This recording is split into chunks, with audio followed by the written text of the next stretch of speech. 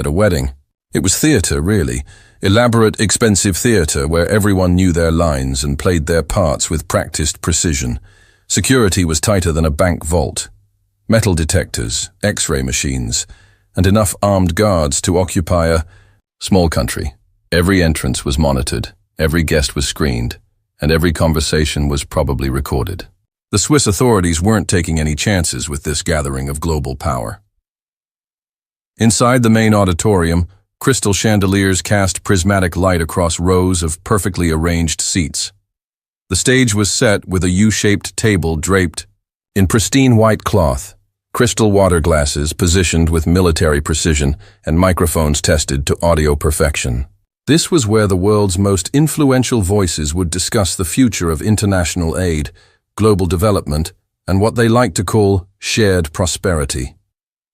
The guest list read like a who's who of global influence. Finance ministers. From G7 nations, development bank presidents, pharmaceutical company CEOs, and tech billionaires who'd made their fortunes while half the world still lacked internet access. They mingled in the lobby, exchanging business cards and pleasantries, while photographers captured their every smile and handshake. But there were two men in that room who didn't quite fit the typical mold of Geneva diplomacy. The first was Ibrahim Traoré, president of Burkina Faso. At 35, he was young by presidential standards, but his eyes carried the weight of someone who'd seen his share of struggle. He didn't arrive with the usual presidential entourage.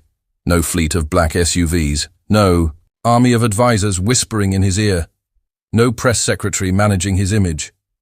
He came quietly, almost invisibly, wearing his characteristic deep green military uniform instead of the expensive suits that filled the room. Traoré had risen to power through a coup that removed a government many saw as too cozy with foreign interests. His anti-colonial rhetoric and calls for African sovereignty had made him a hero to some and a threat to others. Western governments watched him nervously, unsure whether he was a reformer or a revolutionary. What they all agreed on was that he was unpredictable, and unpredictability made diplomats very, very nervous. The second man was Donald Trump, former and current president of the United States. He entered the building like he owned it, which, given America's influence in global institutions, wasn't entirely metaphorical. Red tie, perfectly styled hair, and that unmistakable swagger that had dominated American politics for nearly a decade. His entourage filled two elevators: Secret Service agents, policy advisors, media handlers, and the kind of people whose job it was to make sure their boss always looked like the most important person in any room. Trump's relationship with Africa had always been complicated. His previous comments about the continent had caused diplomatic headaches for years, and his approach to foreign aid was transactional at best. He saw international assistance as leverage, a tool to extract concessions and ensure compliance. To him, aid wasn't charity, it was investment with expected returns. The morning panels had gone according to script. Prepared remarks about sustainable development goals, carefully worded commitments to continued partnership, and the kind of diplomatic language that said everything and nothing simultaneously. The audience, a mix of government officials, NGO, representatives and journalists, nodded politely and took notes that would probably never be read again. But the main event was scheduled for 2 p.m. Global Responsibility and the Future of Aid. This was the panel everyone had come to see, featuring heads of state and development leaders discussing the next decade of international cooperation. The moderator, a veteran Swiss diplomat named Klaus Müller, had moderated similar discussions for 20 years. He thought he'd seen everything. He was wrong. As the lunch break ended and delegates filed back into the auditorium, there was an electricity in the air that hadn't been there before.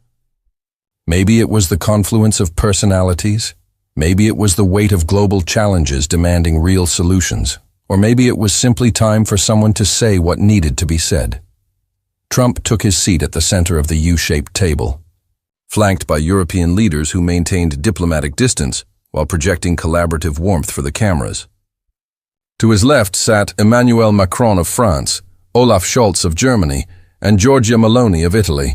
To his right were the leaders of Canada, Japan, and Australia, all perfectly positioned, all impeccably dressed, all ready to deliver their prepared talking points.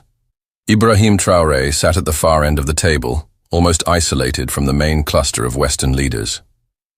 It wasn't accidental. Seating arrangements at these events were calculated down to the inch.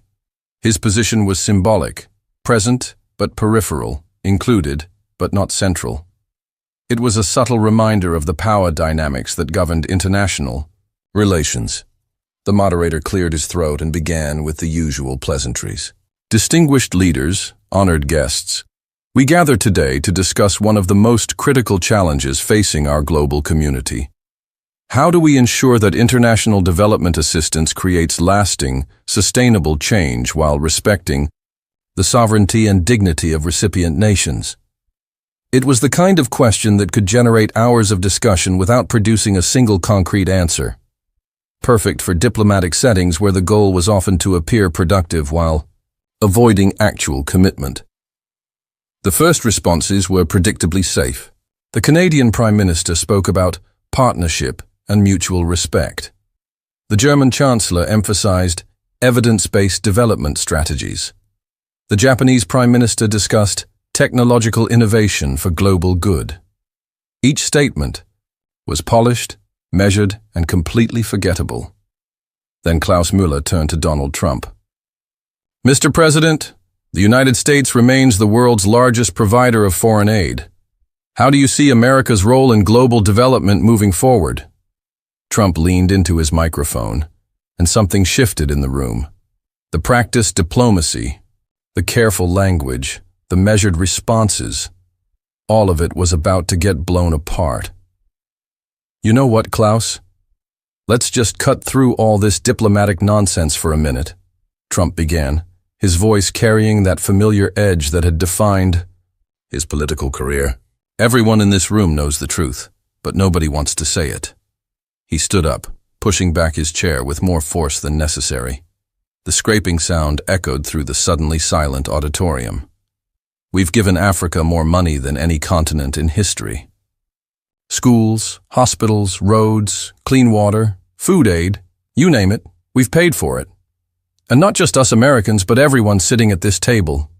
The Europeans, the Japanese, the Canadians. We've all poured trillions of dollars into Africa over the past 50 years.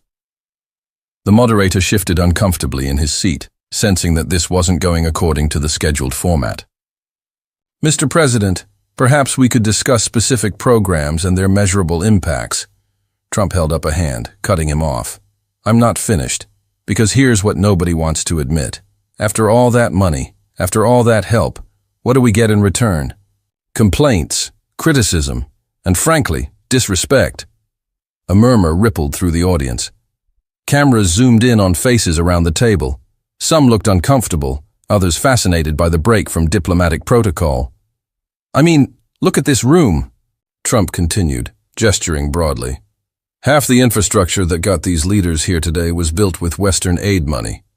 The airports, the roads, the telecommunications networks that let them tweet their grievances about us.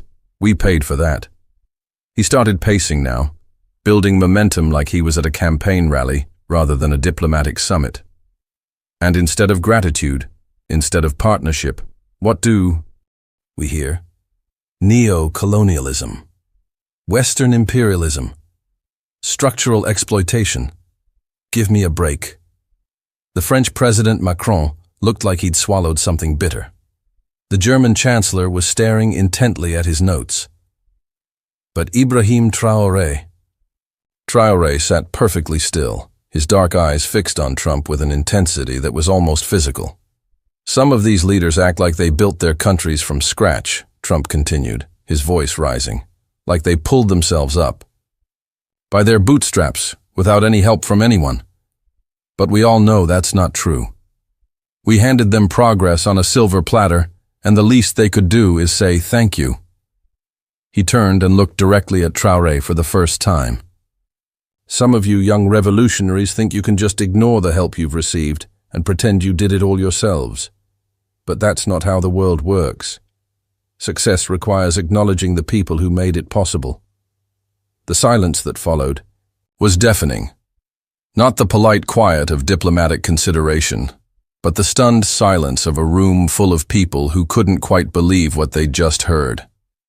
The moderator opened his mouth, closed it, then opened it again like a fish gasping for air. Finally, Klaus Müller found his voice. President Traoré, would you like to respond to these comments? Ibrahim Traoré stood slowly.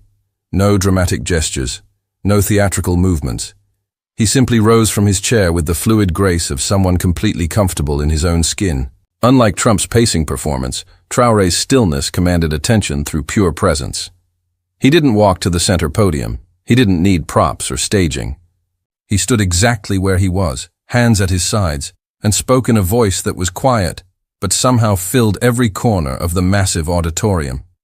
You gave us money, he began, each word measured and deliberate. This is true. The simplicity of the opening caught everyone off guard.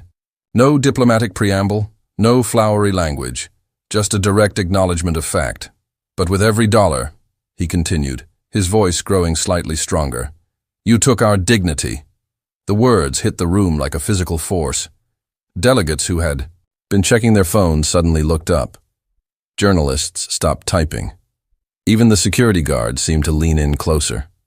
And today, Traoré said, his eyes never leaving Trump's face, I return both. The silence that followed wasn't just quiet. It was vacuum-like, as if all the air had been sucked from the room. No one moved. No one breathed. The only sound was the almost inaudible hum of the air conditioning system. Trump's confident expression faltered for just a moment, a flicker of confusion, perhaps even surprise. He clearly hadn't expected such a direct, unflinching response. That's very dramatic, Trump said, trying to regain his footing. But drama doesn't change facts. But Traoré wasn't finished. He stepped closer to his microphone, his voice now carrying to every corner of the room. Aid is not charity when it comes with chains, he said. You build hospitals, yes, but you write our healthcare policies. You send grain, but you take our gold. You provide loans, but you own our resources. You call it help. We call it a transaction. The moderator looked desperately at his notes, searching for a way to regain control of the session. The other world leaders sat frozen, caught between diplomatic protocol and genuine fascination with this unprecedented moment. Every road you paved came with conditions, Traoré continued. Every school you built required us to buy your textbooks, teach your languages, adopt your systems.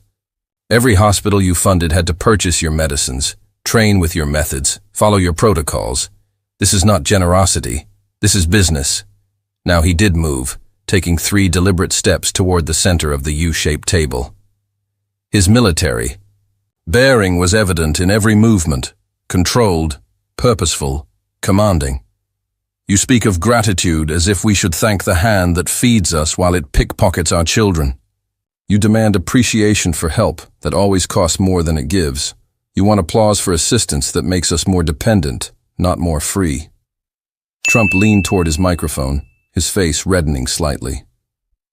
That's completely unfair. We've saved millions of lives through our aid programs. We've prevented famines, stopped epidemics, built infrastructure that... Traoré raised one hand, not aggressively, not dismissively, but with such quiet authority that Trump's words simply stopped mid-sentence. The gesture was almost gentle, like a teacher calming an excited student, but its effect was absolute. I do not deny that lives were saved, Traoré said. I do not dismiss the roads or the hospitals or the schools, but I will not pretend that salvation came without a price, or that the price was fair. He paused, letting his words settle. When he continued, his voice carried a weight that made everyone in the room lean forward slightly. Real power does not need to announce itself. It does not need to demand gratitude or list its achievements. Real power creates, empowers, and then steps back to let others flourish. What you describe is not power. It is neediness, dressed in authority. The observation, was surgical in its precision.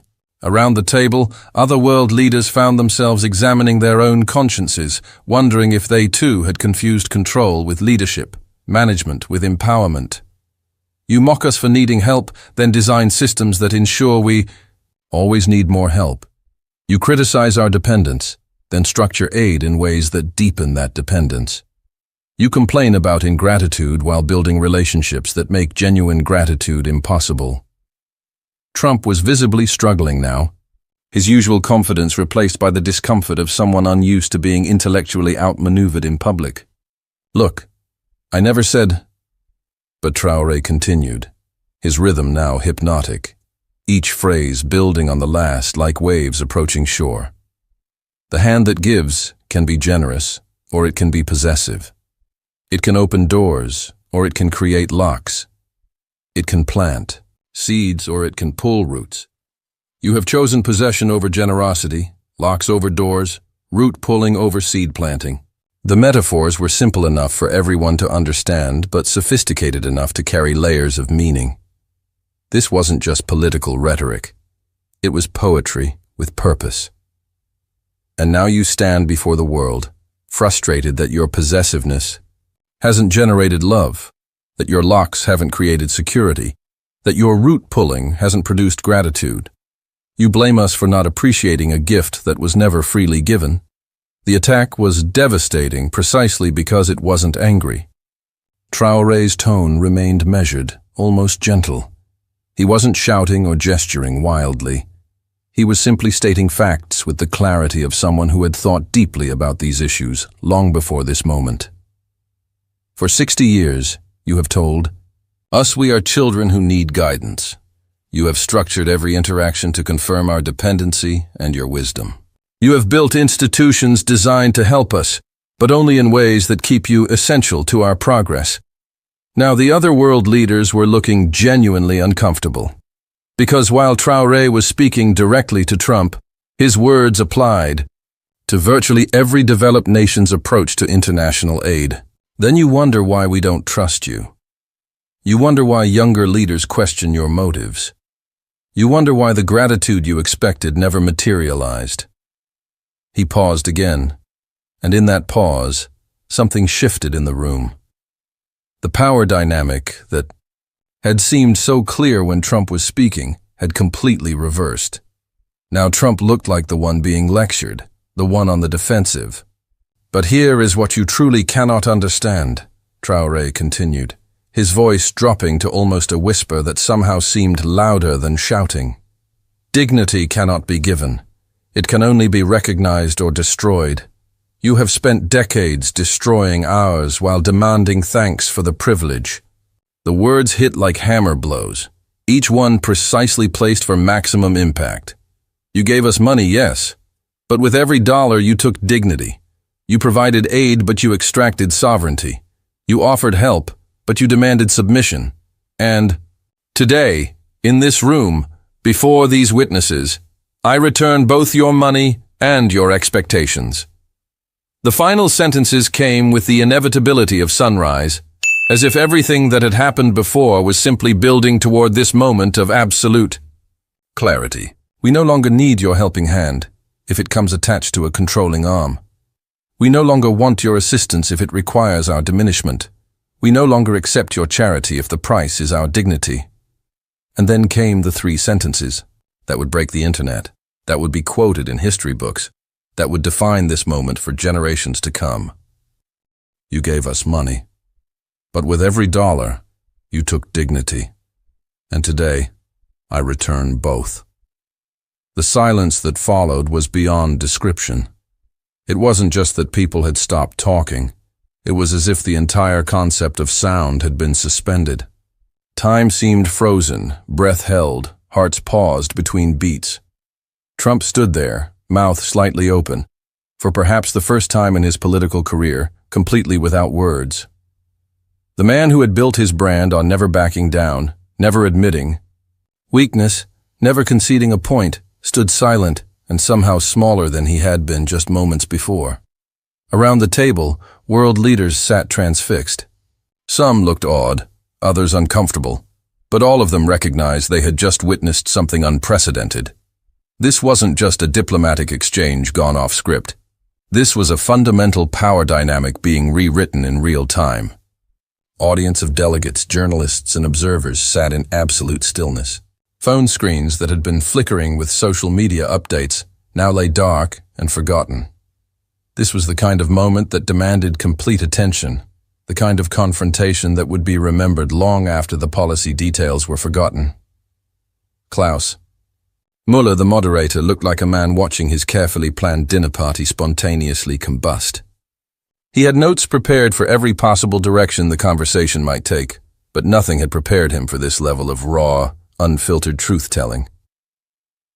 Finally, after what felt like hours but was probably only 30 seconds, Trump attempted a response. His voice, when it came, lacked its usual conviction. That's a very interesting perspective, he said, the words sounding hollow even to himself. But I think we need to look at the actual results of our aid programs, the measurable outcomes, the lives that have been improved. It was a desperate attempt to return to safer ground, to pull the conversation back toward statistics and policy, details where he might regain his footing. But the moment had passed beyond such retreats. Traoré didn't interrupt this time. He simply waited, letting Trump's words fade into the silence, demonstrating through his patience that he had no need to compete for attention or fight for space. His point had been made, and it would stand regardless of whatever response followed.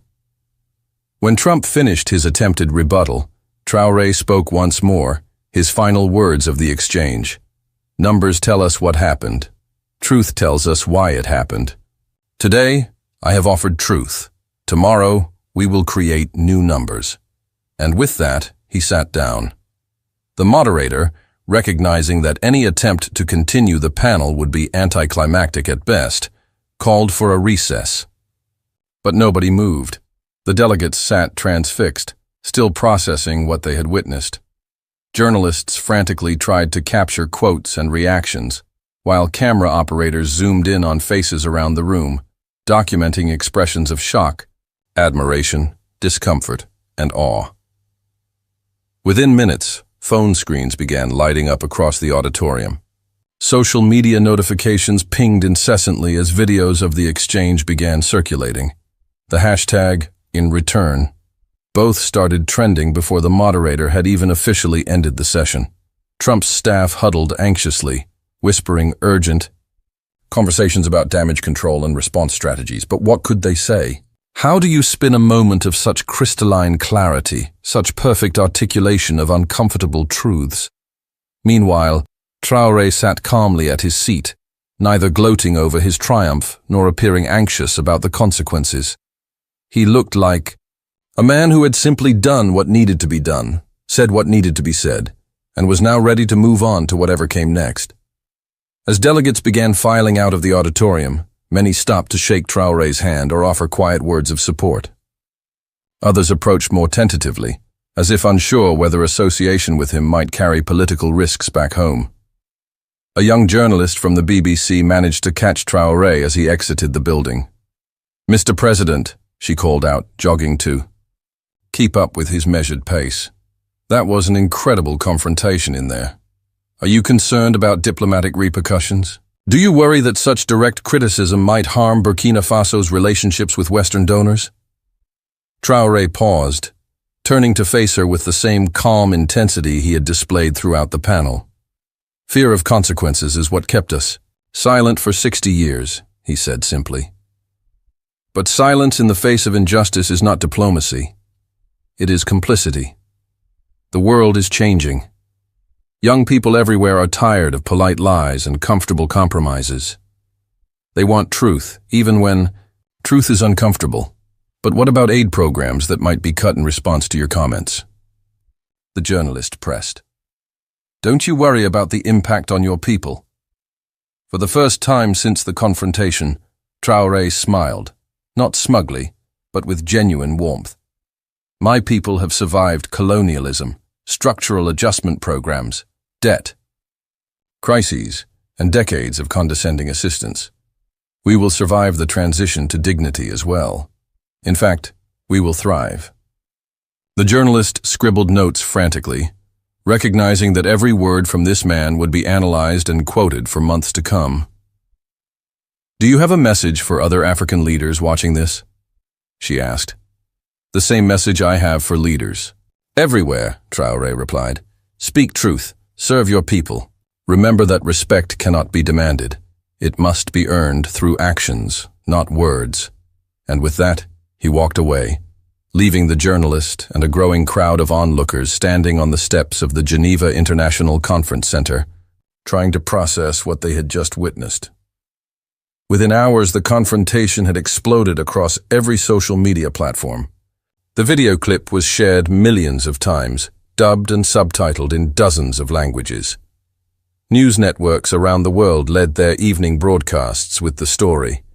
Editorial writers struggled to capture the significance of the moment, while political analysts debated its long-term implications. In Washington, Trump's advisors worked frantically to craft a response that could somehow salvage the situation. But how do you respond to such precise, devastating criticism without seeming defensive or vindictive? In Africa, the reaction was immediate and overwhelming. From Lagos to Cairo, from Johannesburg to Nairobi, people watched the video with a mixture of pride, amazement, and hope. Here, finally, was a leader who had said what they had been thinking for decades, but had never heard articulated so powerfully on such a stage. University students organized viewing parties. Social media influencers created reaction videos. Artists began creating murals and digital artwork inspired by the moment. The phrase, "I return both," became a rallying cry for dignity movements across the continent and beyond. But perhaps the most telling reaction came from other world leaders. In private conversations over the following days, many admitted that Traoré's words had forced them to confront uncomfortable truths about their own approaches to international relations. Some began quietly reassessing aid programs and diplomatic strategies, recognizing that the old models might no longer be sustainable in a world where young leaders were increasingly unwilling to accept disrespect, disguised as assistance. The confrontation in Geneva had lasted less than 15 minutes, but its impact would be felt for years to come. It marked the moment when the post-colonial order began to crack, when the assumption of Western moral authority started to crumble, when a new generation of leadership announced itself with clarity and courage. Ibrahim Traoré had come to Geneva as the president of a small, landlocked African country. He left as the voice of a movement, the embodiment of a new kind of leadership that refused to trade dignity for assistance, respect for resources, or truth for comfort. The world would never quite be the same, and perhaps that was exactly what it needed. But the story doesn't end there. In fact, what happened next would prove that words, when spoken with absolute conviction, can indeed reshape reality. 3 days after Geneva, something unprecedented began to unfold. It started quietly, almost invisibly, in the corridors of power where real decisions are made far from cameras and microphones. In Berlin, Chancellor Scholz called an emergency meeting with his development ministers. The topic wasn't officially recorded, but sources close to the discussion later revealed that the German leader had been deeply affected by Traoré's words.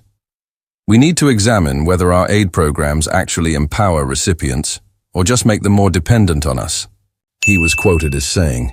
Within a week, Germany announced a comprehensive review of its African development initiatives, with a focus on what they called dignity-centered partnership. Similar conversations were happening in capitals across Europe and North America.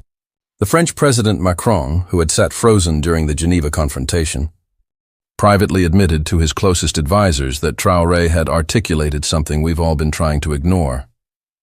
France began quietly restructuring its relationships with former African colonies, though they were careful not to frame it as a direct response to the Geneva incident. Even in Washington, where Trump's team was still scrambling to manage the fallout, career diplomats and development specialists began having frank conversations about whether America's approach to foreign aid was achieving its stated goals or simply perpetuating the problems it claimed to solve.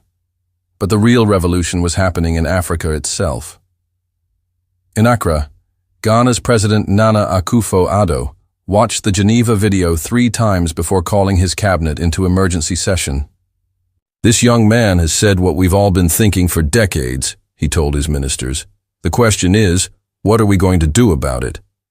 Within days, Ghana announced its intention to renegotiate several aid agreements, particularly those that came with policy requirements that undermined national sovereignty. The Ghanaian finance minister was quoted as saying, "Aid should strengthen our capacity to govern ourselves, not weaken it." Similar movements began emerging across the continent. In Kenya, university students organized massive rallies supporting what they called the Dignity Doctrine. In Nigeria, the influential Afrobeat artist Burna Boy released a song called "Return Both" that sampled audio from Traoré's speech and quickly became an anthem for young Africans demanding respect from international partners. The social media explosion was unlike anything political observers had ever seen. The hashtag #ReturnBoth was trending in over 40 countries. But it wasn't just Africans sharing the content. Young people in Latin America, Asia, and even parts of Europe began using the phrase to challenge their own experiences with condescending aid and development policies. A particularly powerful moment came when a group of indigenous leaders from Latin America released a video response to Traoré's speech. "What you said in Geneva," declared Maria Santos, a Bolivian indigenous rights activist, "applies to every community that has been told they need to be saved by the very people who created their problems in the first place." The phrase, dignity-centered development, began appearing in academic papers, policy proposals, and UN documents. International development organizations found themselves scrambling to revise mission statements and program designs to address what was being called the Geneva Challenge. Meanwhile, in Ouagadougou, Ibrahim Traoré was experiencing a different kind of pressure. His phone rang constantly, with interview requests from major international media outlets: CNN, BBC, Al Jazeera, France 24. Everyone wanted to capture more of the magic that had electrified Geneva. But Traoré remained selective, agreeing only to interviews where he could discuss substantive policy alternatives rather than just replay the confrontation. In one particularly revealing interview with BBC's Zainab Badawi, he explained his philosophy. The goal was never to embarrass anyone or to reject all forms of international cooperation. The goal was to establish that cooperation must be between equals, not between benefactor and beneficiary. When you treat someone as perpetually needy, you rob them of the agency to become truly independent. But not everyone was celebrating. Western think tanks and policy institutes began publishing papers questioning whether Traoré's approach was realistic or sustainable. The Heritage Foundation released a report titled "The Dangers of Aid Nationalism," while the Council on Foreign Relations warned of rising anti-Western sentiment disguised as sovereignty movements. Corporate interests were particularly nervous. Mining companies, agricultural conglomerates, and pharmaceutical giants that had structured their African operations around aid-dependent relationships began seeing their business models challenged. Stock prices for several major corporations with significant African exposure dropped noticeably in the weeks following Geneva. The most dramatic corporate response came from TotalEnergies, the French oil giant that had extensive operations in West Africa. CEO Patrick Pouyanné held an emergency board meeting to discuss what he called the Traoré effect on their regional operations. Internal documents later leaked to the press revealed that the company was considering withdrawing from several African countries where they feared the new dignity politics might threaten their preferential agreements. This corporate anxiety wasn't unfounded. In Chad, President Mahamat Deby announced his government would be reviewing all extractive industry contracts to ensure they provided fair value for our resources and respect for our sovereignty. Similar announcements came from leaders in Gabon, Equatorial Guinea, and the Democratic Republic of Congo. The economic implications were staggering. Bloomberg estimated that if even half of sub-Saharan Africa implemented the kind of sovereignty-first policies Traoré advocated, It could redirect hundreds of billions of dollars in resource revenues away from multinational corporations and toward national development programs. But perhaps the most telling response came from China, which had been quietly watching the entire drama unfold. Unlike Western powers, which had reacted defensively to Traoré's critique, Beijing saw an opportunity. Chinese officials began reaching out to African leaders, offering what they called true partnership based on mutual respect and shared prosperity. The Chinese approach was sophisticated. Rather than criticizing Western aid models directly, they simply offered alternatives. "We don't ask you to change your political systems," Chinese Commerce Minister Wang Wentao told a gathering of African trade ministers. "We don't require you to adopt our values. We simply want to do business as equals." This put Western governments in an impossible position. The more they criticized Traoré's unrealistic demands for dignity and respect, the more they reinforced his argument that they saw African leaders as children incapable of making their own decisions. The more they insisted their aid came with no strings attached, the more obvious it became that those strings had always existed. Trump, meanwhile, was struggling with a crisis of political identity. His brand had always been built on projecting strength, on never backing down, on always having the last word. But Geneva had left him speechless, and the longer he remained silent, the more his silence was interpreted as concession. His advisors were split. Some urged him to double down, to attack Traoré more aggressively, and defend American aid programs more forcefully. Others argued that any response would just give more attention to the incident and make Trump appear defensive. The decision was made for him when Fox News host Tucker Carlson aired a segment titled "The Ingratitude of Ibrahim Traoré." The segment was meant to defend Trump and attack the Burkina Faso president, but it backfired spectacularly. Carlson's condescending tone and cherry-picked statistics about American aid to Africa only reinforced Traoré's original argument about Western paternalism. The backlash was swift and brutal. African-American leaders who had remained quiet during the original Geneva confrontation now spoke out forcefully. "When you dismiss an African leader's legitimate concerns about dignity and respect," said civil rights activist Reverend Al Sharpton, "you're not just attacking him. You're attacking the fundamental principle that all human beings deserve to be treated as equals." The Congressional Black Caucus issued a statement supporting President Traoré's call for dignity-centered international relations. Several African-American celebrities, including Oprah Winfrey and Michael Jordan, used their platforms to amplify Traoré's message. Even more damaging for Trump was the reaction from younger Republican politicians who saw an opportunity to distance themselves from what they viewed as outdated approaches to international relations. Senator Tim Scott of South Carolina, often mentioned as a potential presidential candidate, gave a speech at Georgetown University calling for a new model of American leadership that empowers rather than patronizes our international partners. The Geneva moment had created a political realignment that nobody had anticipated. Traditional left-right divisions seemed less relevant when the core issue was whether international relationships should be based on mutual respect or hierarchical dominance. This became even clearer when unexpected voices began supporting Traoré's position. Libertarian politicians who normally opposed foreign aid entirely found themselves praising his call for dignity and self-reliance. Progressive activists who typically supported increased development assistance began questioning whether such aid actually empowered recipients or just perpetuated dependency. The intellectual impact was equally profound. Universities began offering new courses on post-colonial development theory and dignity-centered international relations. Academic conferences that had previously focused on aid effectiveness began exploring questions of recipient agency and self-determination.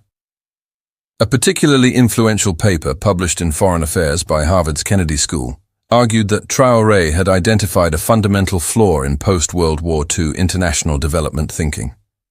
"We have operated under the assumption that good intentions justify paternalistic methods," wrote Dr. Sarah Chen, the paper's lead author. "But as President Traoré demonstrated, the recipients of our help have their own perspectives on what constitutes genuine assistance versus subtle control. The business world was adapting too, but not always in ways Western corporations appreciated. A new generation of African entrepreneurs began building companies explicitly designed to reduce dependence on Western technology, financing, and expertise. The African Solutions for African Problems movement gained momentum, with successful startups in fintech, agriculture, and renewable energy, proving that